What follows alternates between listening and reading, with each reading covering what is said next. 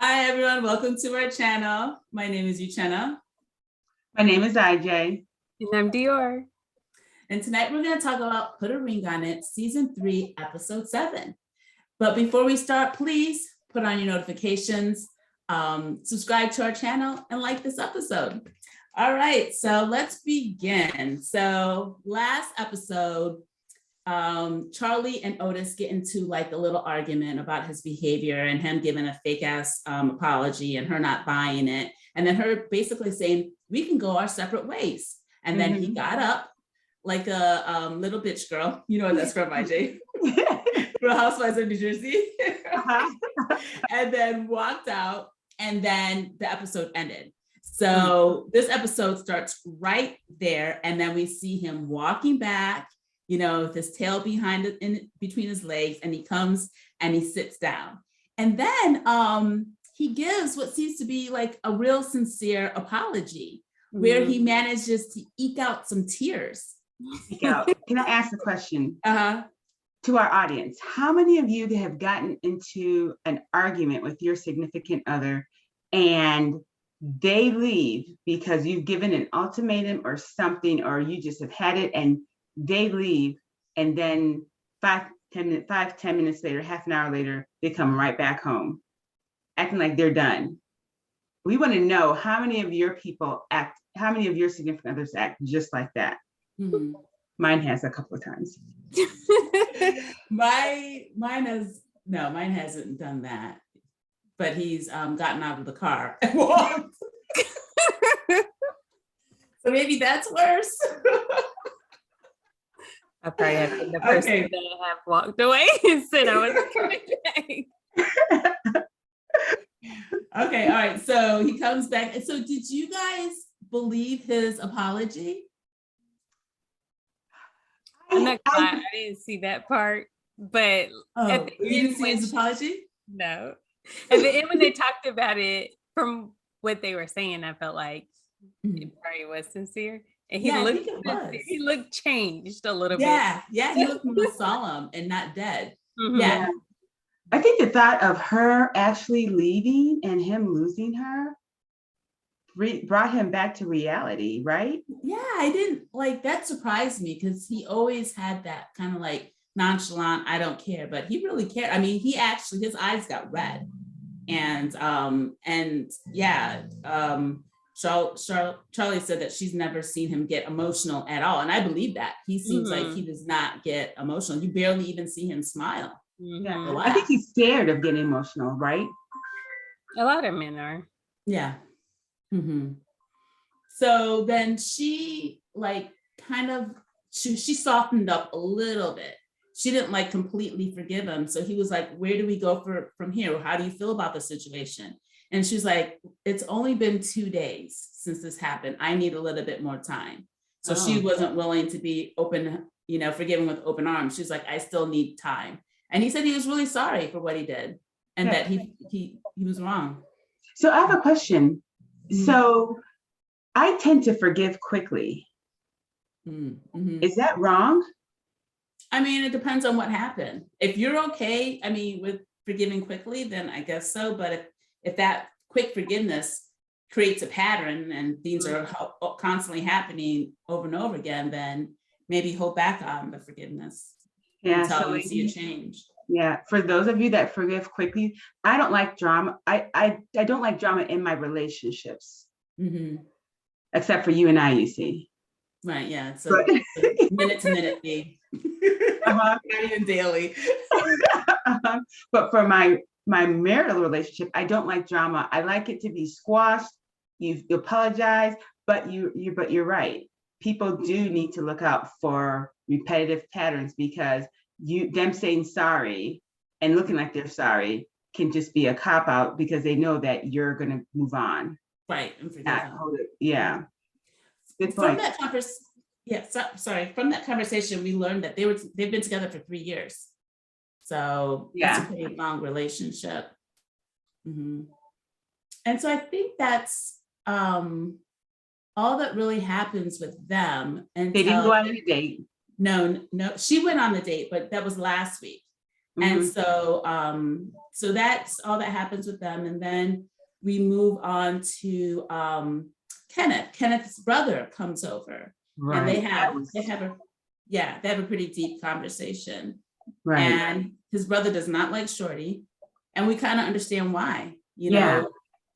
Shorty, she reached out to his mother just to complain about Kenneth, and for nothing else. She's never reached out to him before to talk, just when she needs to complain about Kenneth. And her brother was like, why is she doing that? Why is she talking bad about you to us? Doesn't she know whose side we're going to be on? It's like, imagine like me thinking that it would be okay to reach out to someone that I never talked to complain about their child, or to complain about somebody. Like, I mean, girl, take her out to lunch, a couple of times before you call her and complain. Like, right, get her on your side. That's never gonna go right. Especially not the mother of a son. Like, that's just not gonna work. No, I wish little kid, like my son's girlfriend, might call me to complain. Well, you guys have a good relationship, so that would probably work in her favor. Yes, it would, because we do have, you're right, we have a relationship where I see both sides, and she calls me out of the blue and so forth. Yeah, you're right. So there is a difference. Mm-hmm. But what surprised me was that he took into account what his brother was saying. Yeah. It hit him hard.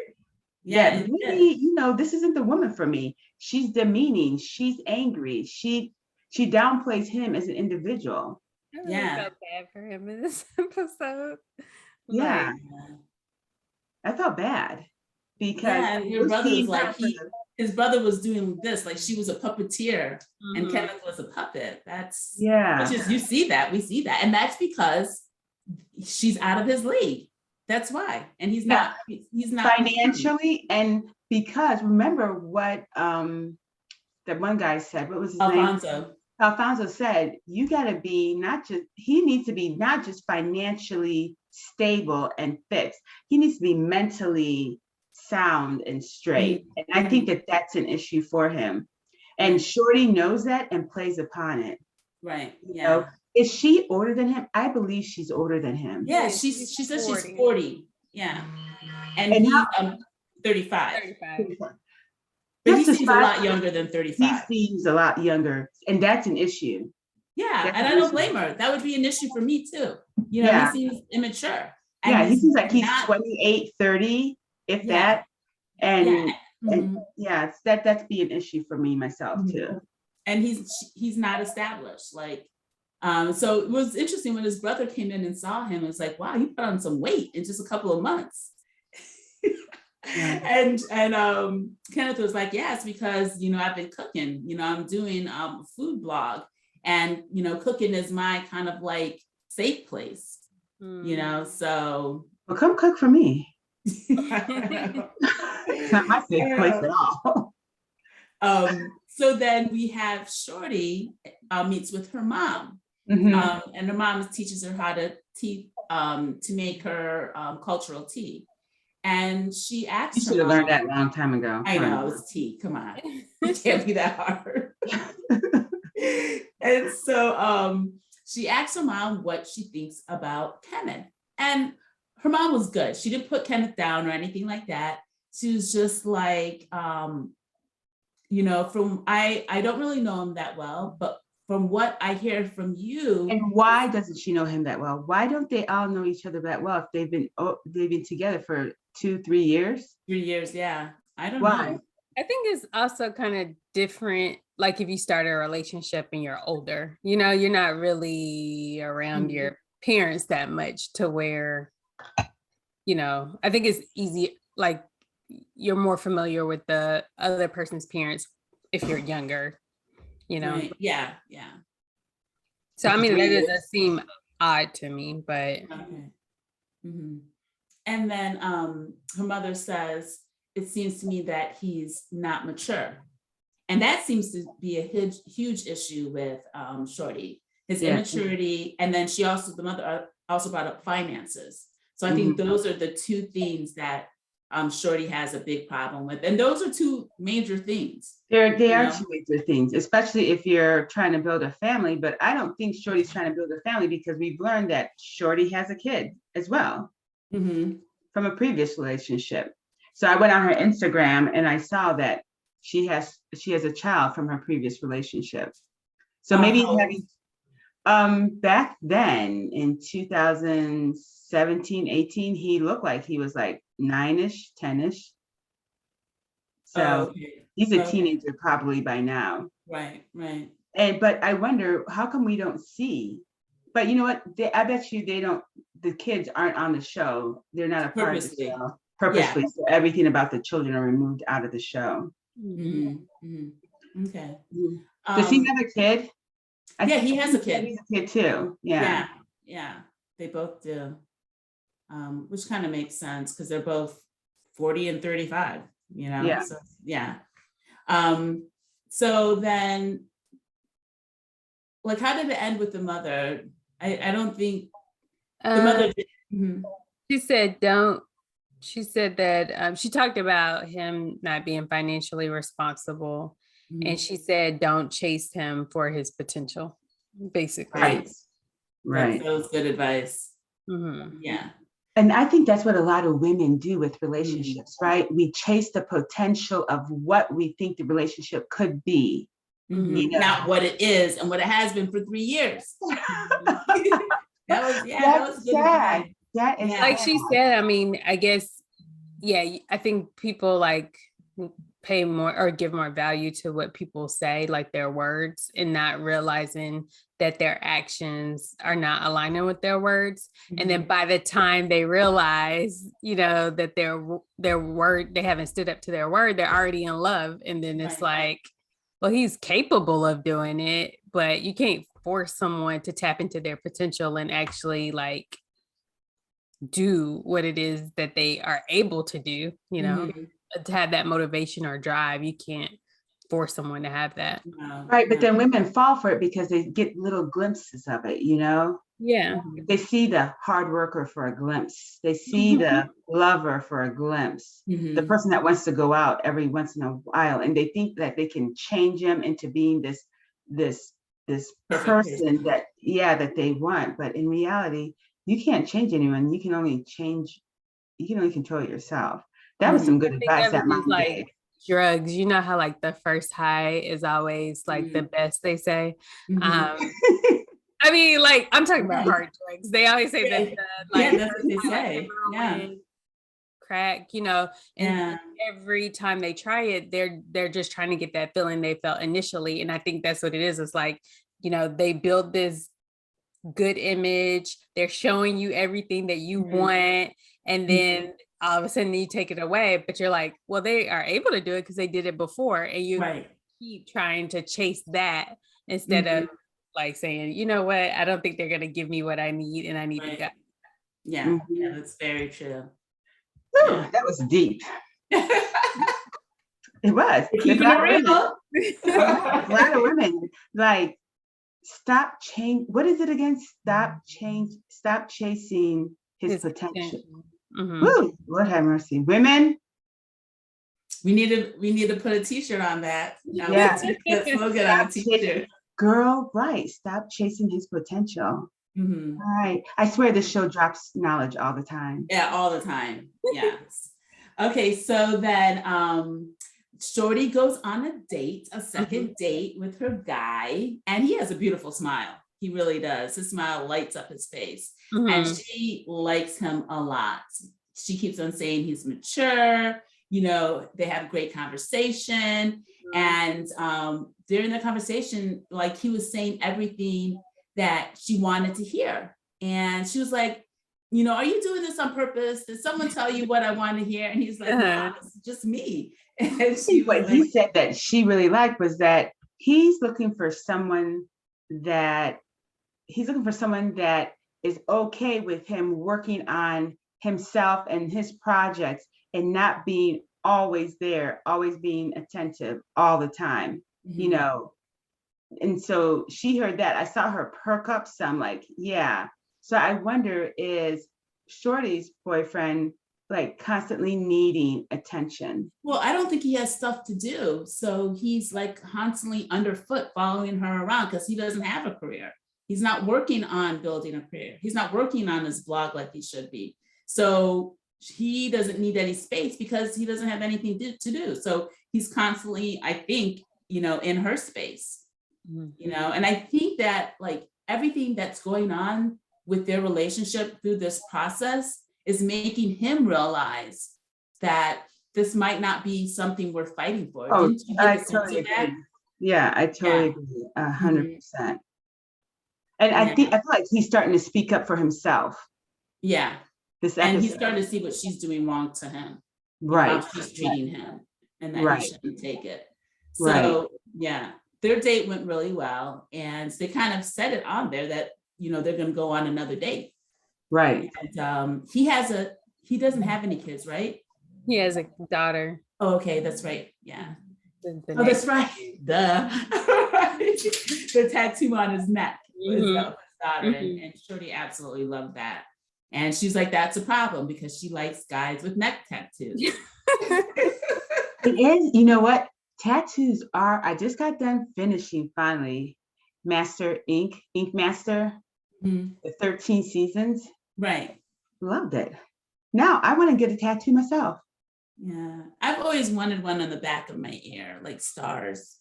But I want the initials of my husband and my kids going down my back with the crown at the very top of my back of my neck. My son has that. Oh, he did that? Yeah, he has Obina going down the middle of his back in this beautiful lettering, and then a crown at the top of his neck. Beautiful. I went with him when he went and got it the second time to get it to stand out more. It was beautiful. Yeah. Painful procedure, that's for sure. Well, it's on your backbone, so I'm sure. Yeah, it's fine. Yeah. Yeah. Okay, so then that's Alfonzo. all that happened with them. What about Alfonzo? So now it's Alfonzo and Shay. And I think Shay's conversation with her family last week really opened her eyes and made her realize that this might not be the relationship for me.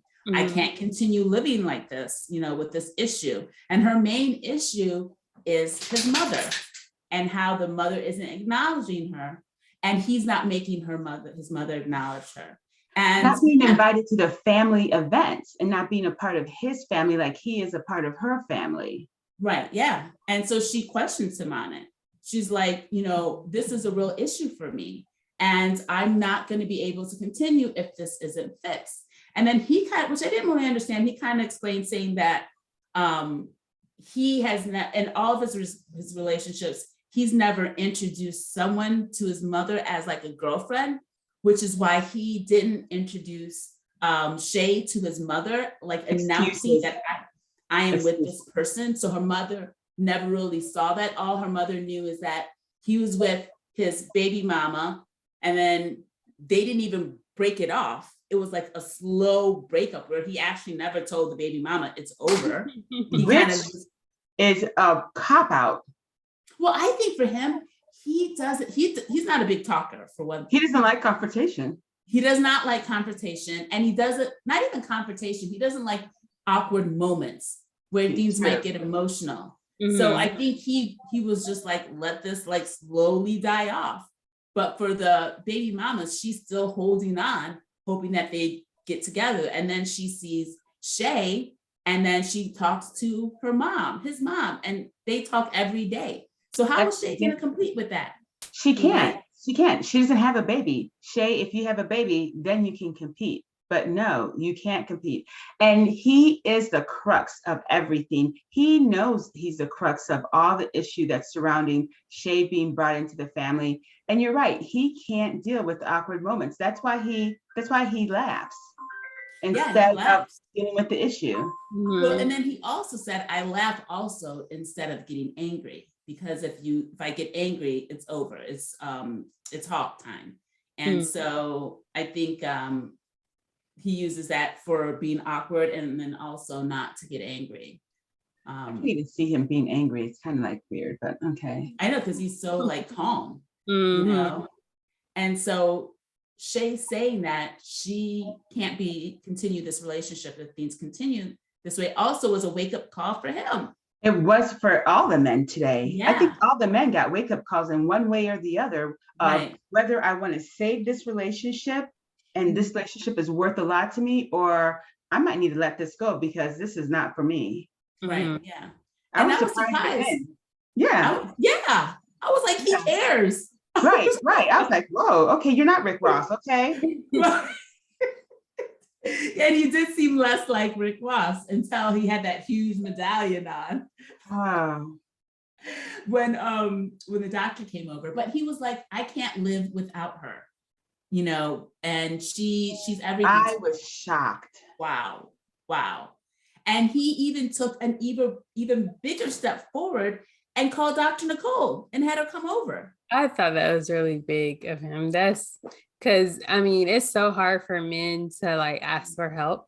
Oh yeah. And be the only ones that's seeking the help. You know, like maybe they'll do couples counseling, but they're not going to do individual counseling, Right. you know, even though that might be what they actually need. So for him to reach out and say like, hey, I need help. I've never done this before. I need help navigating this. I think that was a big step. Oh yeah, huge step. And he was honest with the doctor. I missed what the doctor said. I was writing something down. And when he was like, that's baller. And she said, no, that's grown. What did she say? Yeah, she said, and I was listening too, she said, I valued our relationship when we were together, and I value our child together. I value those things, but now I've moved on and I need to let you know that.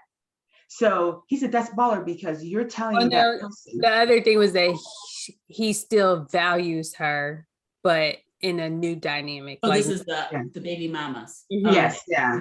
And I thought that's a really good way of breaking up with somebody. Mm-hmm. Because you're making that person understand, instead of saying, it's not you, it's me. Mm-hmm. You know, you're saying, I value you and I value everything that you brought to this relationship, but now things have changed. Mm-hmm. And so I feel like he's going to use that to the baby mama, and he needs to use that to his mom too. Mm-hmm. Mom, I value our relationship and what you bring to me as a mom, as a woman, and what you've taught me. But I have somebody new in my life and our dynamic needs to change now, where I need to bring this person into the family. Right. She's my woman. And you need to respect that. Right. And he needs to take that step with his mom and his baby mama. I feel sorry for the baby mama. Well, no, because honey, you should have known by now, 4 years later. Like, are you having sex with someone? Yeah. Are you having sex with him? I don't think so. Okay. If you're not having sex with him, it's 4 years later. What makes you think you guys are going to get back together? Right. Yeah. That's on you. I hope you didn't put your life on hold for him, waiting for him. Probably did. Because he says that she still wants to be with him. So she must tell him. Right. Well, that means he's not telling her that that's not going to happen. So. Mm-hmm. Well, if you're inviting her to all the little family shindings. Well, that's the baby mama. So she has the right to go there, right? I guess she doesn't have the to go there. Baby does. The child does, but the baby mama doesn't have the right to go there. Right. It's the family inviting her in. Yeah. Mm-hmm. And if I was Shay, I wouldn't feel comfortable coming to a family shindig and that lady's there too. No, that lady is not a part of his life anymore. The child is. Mm-hmm. And they just have to co-parent. Yeah, right.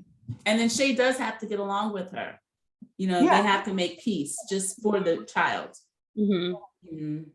Yeah, so I thought that was what kind of relationship she has with the child. Like if she's I was wondering that. Time with child. Probably most likely not.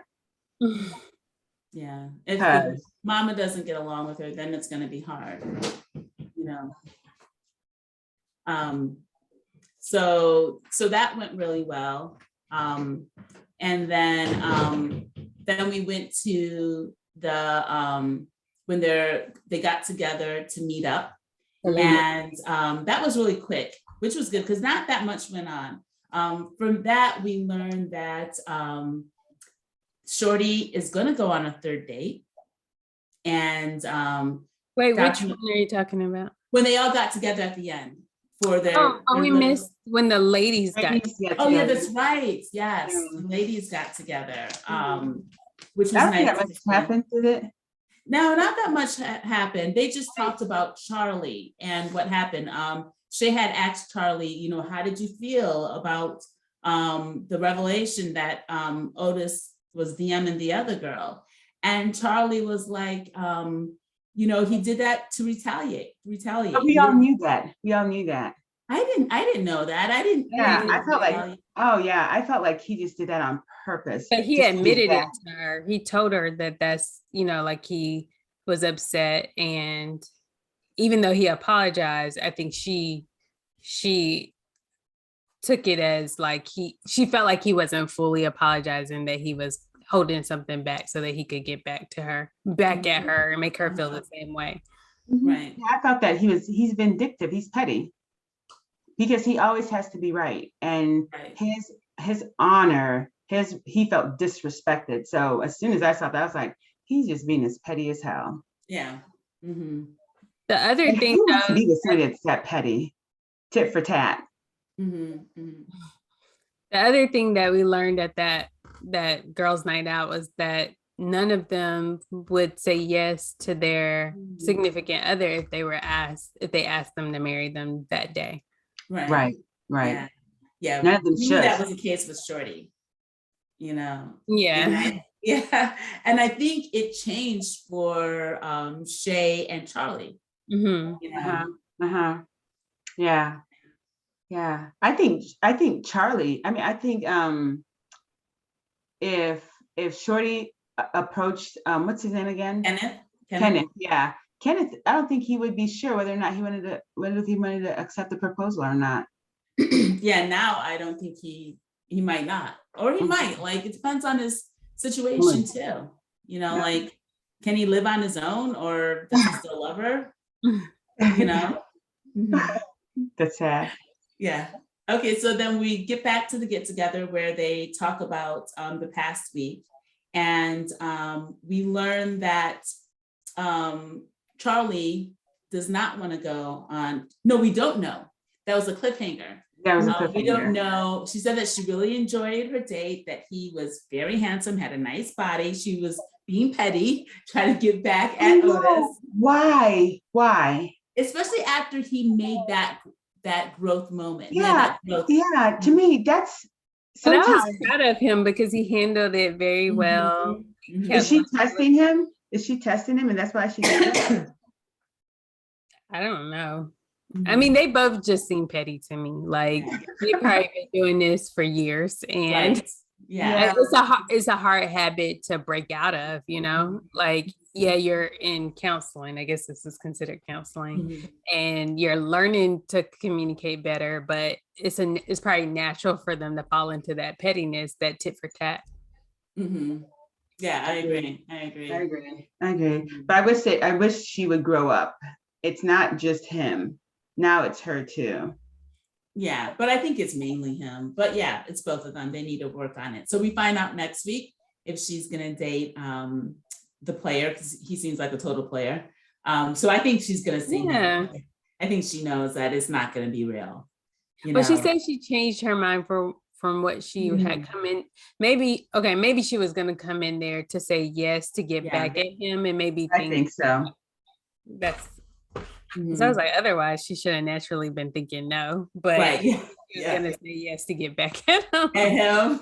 She said naturally, should have said no. Yeah, and then she asked Shorty if she wanted to go on another date, a third date with the guy, and Shorty said yes.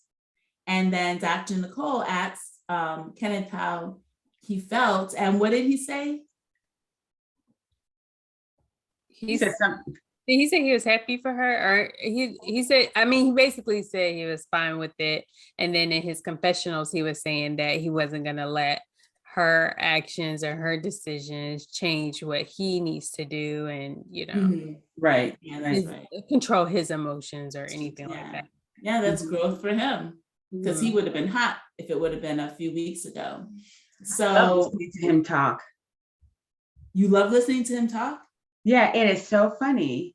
When he's talking, it's so funny, the words that he uses and his slang and his speech pattern is really funny to me. I mean, I know that he has an accent and so forth, that New Orleans accent and so forth, but he talks like almost like he's back in the early 2000s. Do what it do.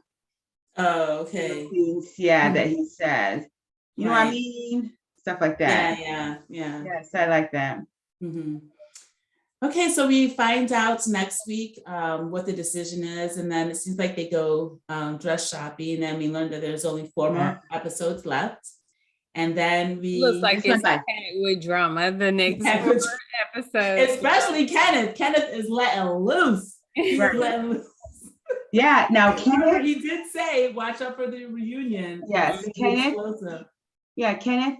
We will be now. I want all our viewers to know. Kenneth did contact us and tell us that, we need to watch the reunion, and afterwards we may be interviewing him. So we want to make sure you guys are aware of that. So keep watching so you can see what Kenneth has to say. All right, ladies. So it was a good episode. And we'll be back next week on Friday, but we're also going to be back on this Sunday when we review Real Housewives of Atlanta. So make sure you guys come back and check us out then. And then Wednesday is, of course, our Married at First Sight. So you're going to be with us 3 times a week. Decision day. I'm so excited. Yes, decision day. Okay, so don't forget, Dior, take it away. Don't forget to like, comment, and subscribe, and we'll see you next time. All right, bye. Bye.